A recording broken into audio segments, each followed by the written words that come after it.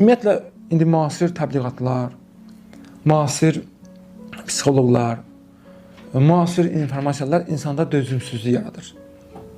Deyir, mən niyə qarşı tərəfə dözməliyəm? Dözməməliyəm. Mən nə vaxta kimi dözəcəyəm? Mən dözəcəyəm, mən xəstələnəcəyəm. Mən dözərəm, mənim sağlamlığım aradan girəcək. Mən dözməməliyəm. Və səbir etməməliyəm. Bəzən bu səbri də səfalın edirlər. Nə yapış mən deyirəm?